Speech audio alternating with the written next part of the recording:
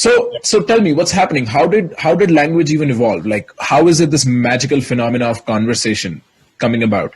Okay, well, so I published my negative results many years ago, 1979, and then I asked myself, why can't an intelligent creature like a chimpanzee produce language? And I had no answers. But then I started reading paleoanthropology, and I learned about many species that evolved after chimpanzees, before humans appeared.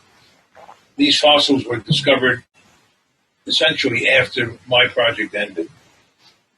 So I got a picture of later developments phylogenetically in our ancestry. I also noticed that developmental psychologists who study infants were making profound discoveries about what an infant did during her first year before she produced the first word. The infant speaks the first word at about 12 months, but during the first year, the infant goes through some remarkable relations with the mother, first emotional and then cognitive, which are necessary for the production of that first word. And that development doesn't occur in primates or any other animal. So I learned two reasons why humans can produce words and chimpanzees can't. We needed a more recent ancestor, and I followed the suggestion of other linguists that Homo erectus, an ancestor who emerged about 2 million years ago, produced the first words. And we also have to take into account what is universal in all children in the relations they form cognitively and emotionally with their mother before they produce the first word. So now I realized that an awful lot goes into the production of a name, and that chimpanzees were miles and miles away from the brain power and the cooperation needed to produce something like a name. Interesting. So the bottleneck of development of language in humans is around the infancy stage of human development, and it has to do with the interaction between the child and the parent. That's correct. See, humans are different from all other primates in that human infants are cradled. They're born with their brains not as developed as a chimpanzee's brain at birth, and that's because when we became bipedal, the pelvis shrank and the birth canal shrank.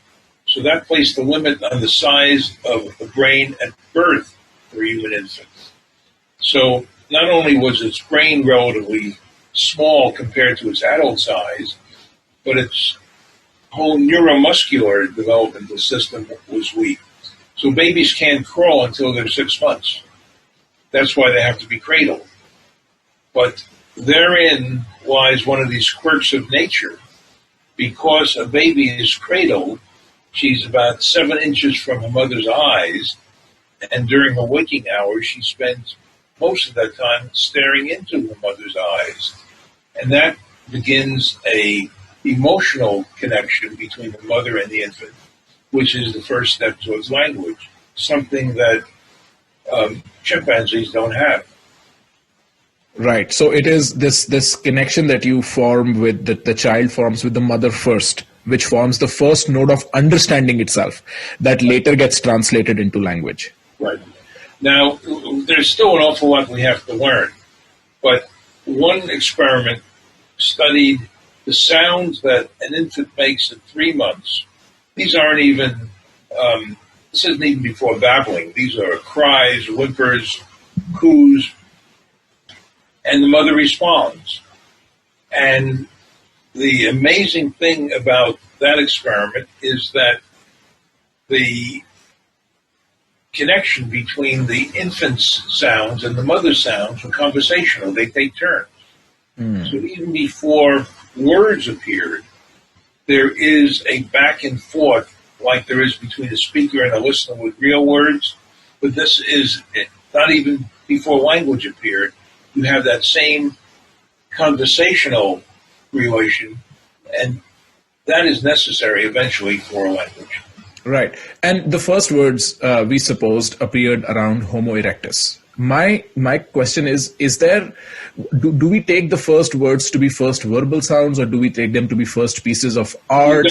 It doesn't make any difference. The point is, they could be gestures, they could be combinations of gestures and sounds, but the theory about Homo erectus is that because that creature had such a big brain, and that brain places a tremendous demand on nutrition and calories, the most efficient source of those calories was meat. And Homo erectus wasn't able to hunt big animals, but they could scavenge them. And the theory is that a Homo erectus scout encountered a dead zebra, a dead elephant, and then had to go many miles to his base and communicate, there's a dead elephant way out there. And he had to do that without being able to point to the elephant. So, and that was the real breakthrough, because it's one thing to respond to a person or an animal that somebody else could see, but he had to get the other members of his group to think about what he just experienced.